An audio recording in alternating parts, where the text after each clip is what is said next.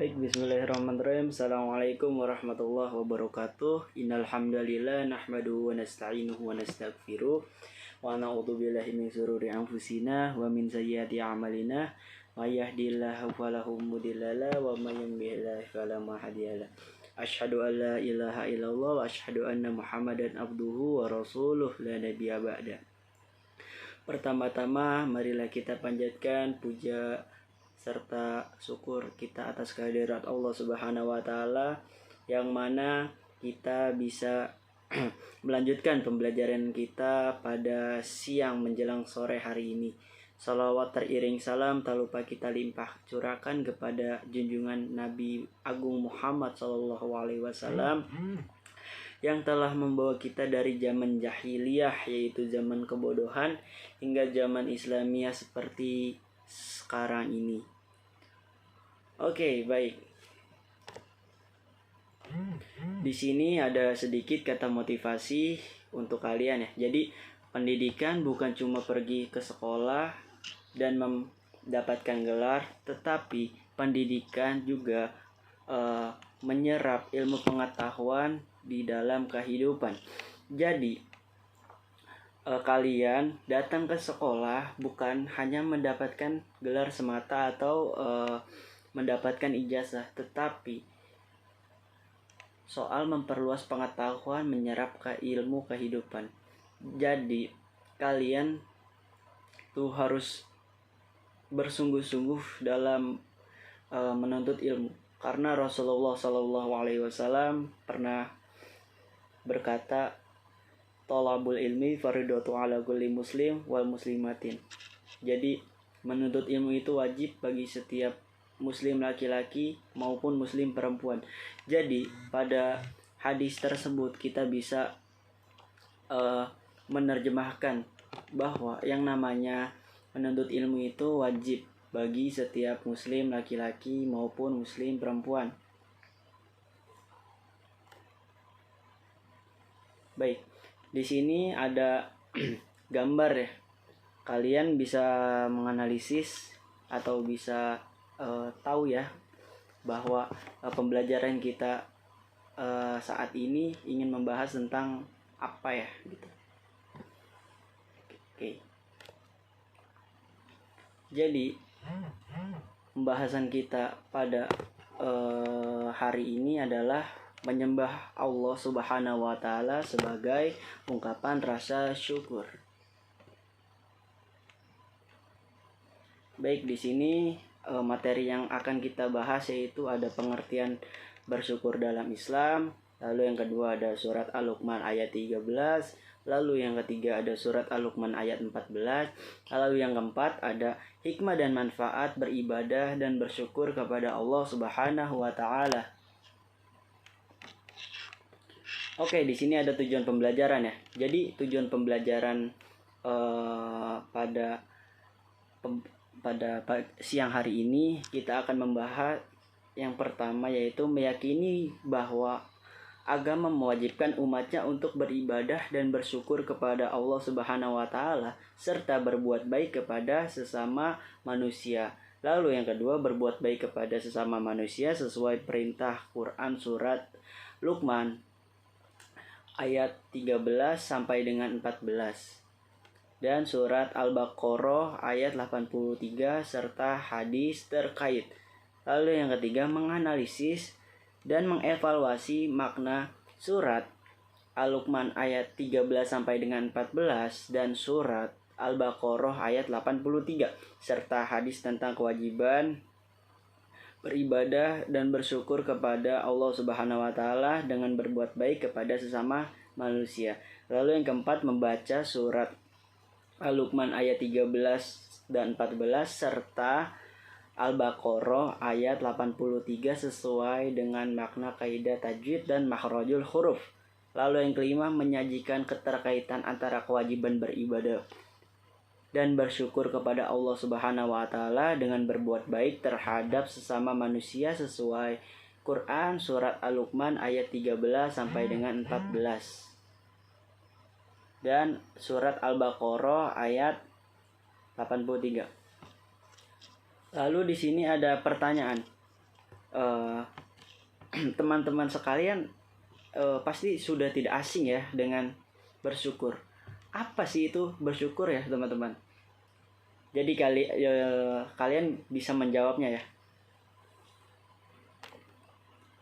Jadi bersyukur itu adalah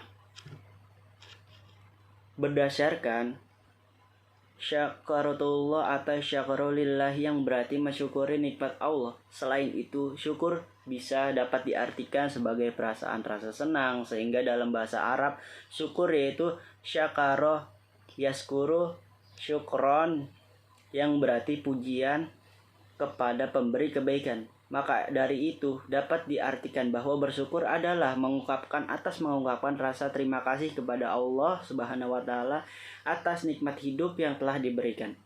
Jadi syukur itu adalah kita merasa berterima kasih kepada Allah sudah diberi nikmat panjang umur, nikmat rezeki, lalu nikmat sehat, nikmat iman, nikmat ihsan. Itu kita harus bersyukur kepada Allah ya. Lalu, sedangkan menurut pengertian, bersyukur berarti mengakui kebajikan. Sementara itu, arti dari bersyukur yaitu menurut terminologi bahasa, bersyukur berarti pengaruh makanan yang ada di dalam tubuh hewan. Dalam hal ini, hewan yang bersyukur dapat diartikan sebagai hewan yang jarang sakit walaupun dengan makanan yang minim. Jadi, menurut terminologi ini, bersyukur ini adalah analogikan atau dibandingkan dengan hewan ya. Jadi hewan yang makannya sedikit, hewan yang makannya tidak banyak, itu hewan yang jarang terkena sakit ya. Oke, lanjut. Lalu di sini ada surat Al-Luqman ayat 13. Jadi Bapak membacanya terlebih dahulu, lalu kalian mengikuti Bapak ya. Baik. Bismillahirrahmanirrahim. Wa idh qala Luqmanu libnihi wa huwa ya'izzuhu ya bunayya la tusyrik billah inna syirka la zulmun azim. Lalu di sini artinya adalah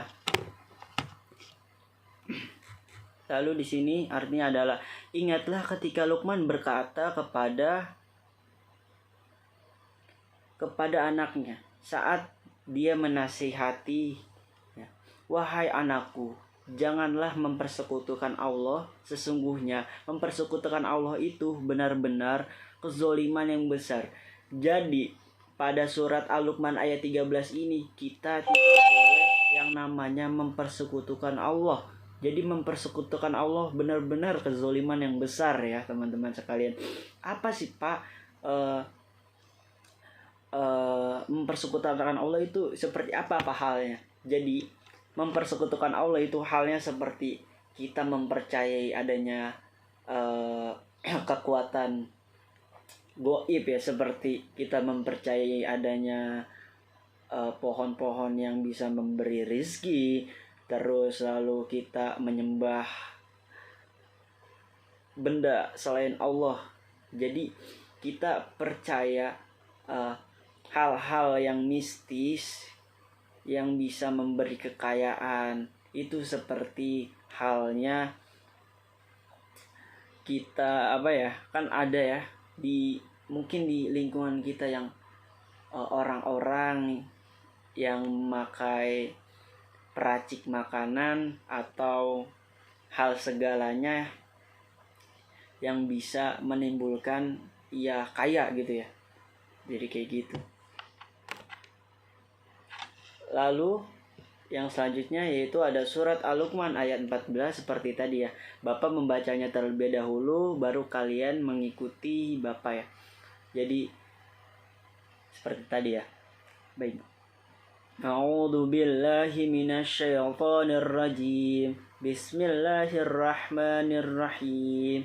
Wa wasainal insana biwalidayhi hamalathu ummuhu wahnan ala wahnin wa fisaluhu fi amaini anishkurli waliwalidayya ilayyal masir, yaitu yang artinya kami mewasiatkan kepada manusia agar berbuat baik kepada kedua orang tuanya. Ibunya telah mengandungnya dalam keadaan yang lemah, yang bertambah-tambah dan menyapihnya dalam 2 tahun. Wasiat kami, bersyukurlah kepadaku dan kepada kedua orang tuamu, hanya kepadakulah kamu kembali. Jadi di dalam surat Al-Luqman ayat 14 ini kita disuruh oleh Allah untuk kita menghormati kedua orang tua kita, terutama ibu, dan ayah. Kenapa sih Bapak kita harus menyayangi ibu dan ayah? Kenapa ayah terakhir tidak ayah dahulu gitu ya, ayah terlebih dahulu? Jadi karena di dalam surat Al-Luqman ayat 14 ini, karena ibu telah mengandung kita, menyusui kita, dan menyapih serta merawat kita ya.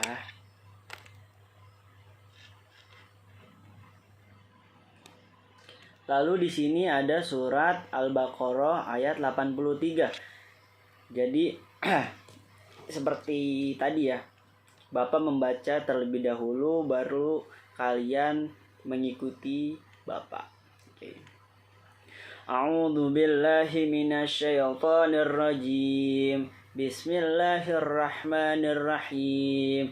Wa iz akhadna mitsaqan nabi Israila la ta'buduna illallah wa bil walidain ihsana wa dzil qurba wal yatama wal masakini wal qulu linnas husna wa aqimus shalah wa atuz zakah thumma tawallaitum illal qalilam minkum wa antum mu'ridun.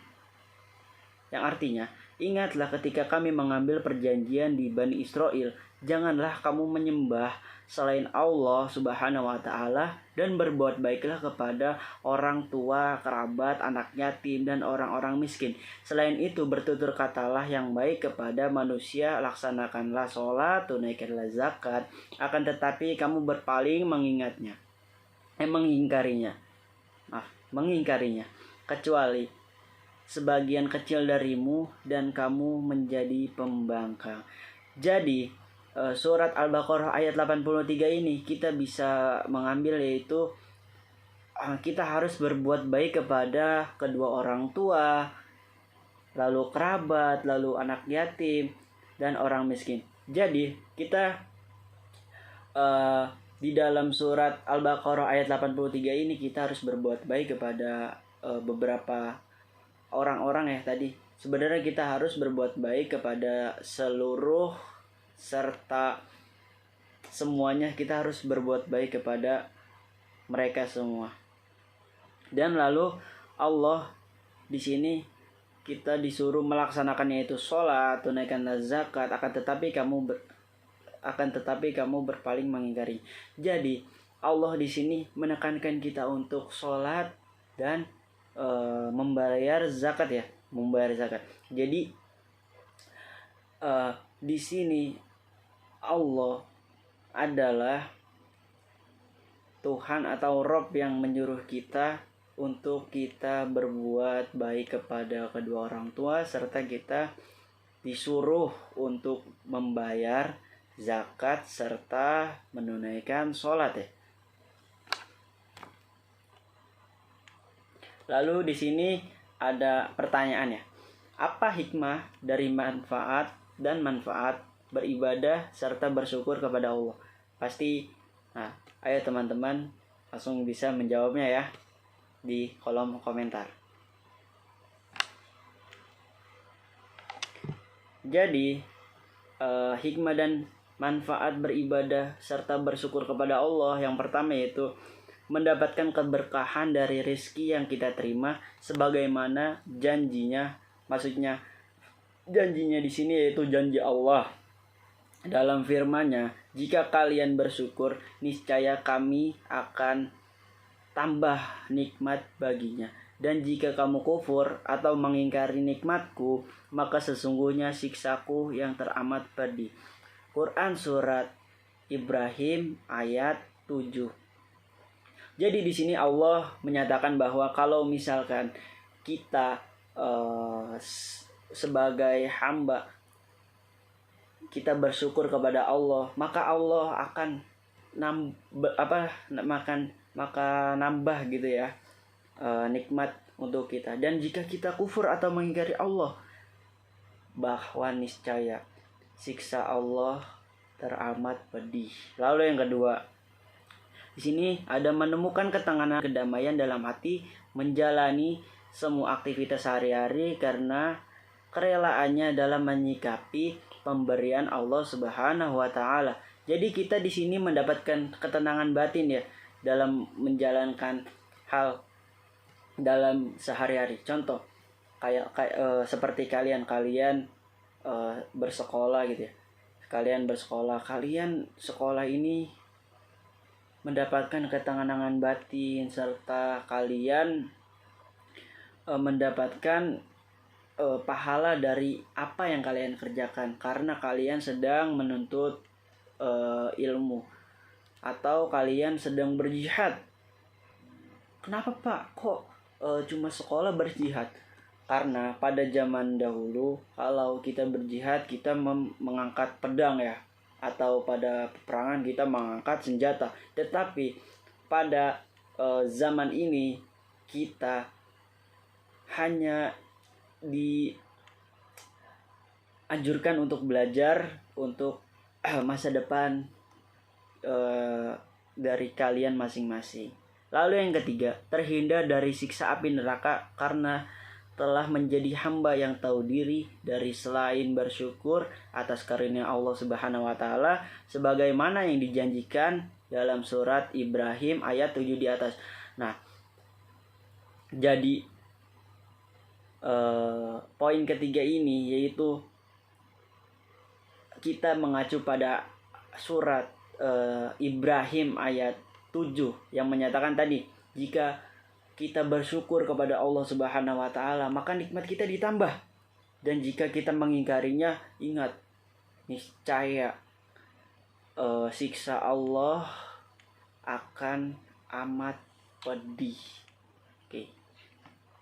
Jadi di sini Bapak ingin membuat tugas kelompok ya untuk kalian ya. Jadi di sini ada 2 kelompok ya. Jadi kan kalian ada 30 siswa ya, 30 siswa. Jadi nanti kalian buat 2 kelompok. Jadi yang berisikan satu kelompok 15 orang dan kelompok 2 15 orang.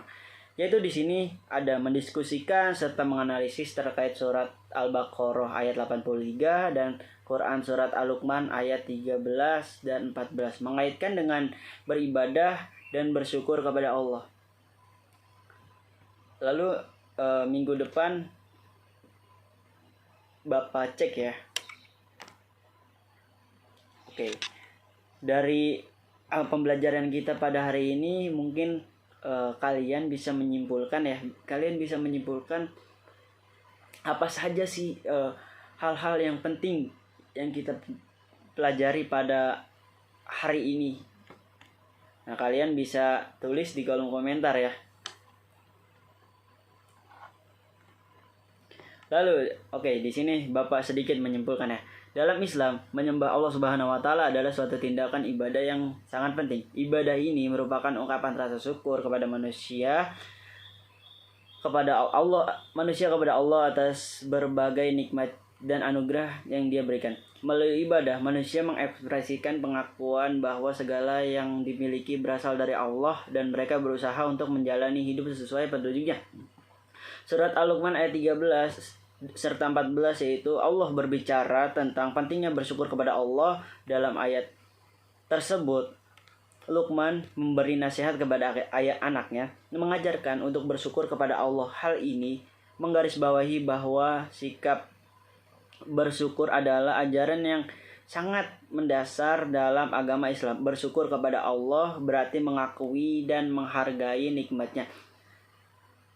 Hal ini merupakan aspek penting dalam ibadah. Lalu di sini ada Quran surat Al-Luqman ayat 83 mengingatkan umat Islam untuk tidak hanya mengaku sebagai pengikut agama tetapi juga memenuhi komitmen mereka dengan tindakan. Ayat ini merujuk pada perjanjian Bani Israel dengan Allah di mana mereka mengingatkan untuk mematuhi perintah-perintahnya. Ini menunjukkan bahwa menyembah Allah itu hanya sebatas ucapan tetapi juga melibatkan tindakan sesuai dengan prinsip-prinsip keagamaan. Oke, di sini ada sedikit kata-kata motivasi ya untuk kalian.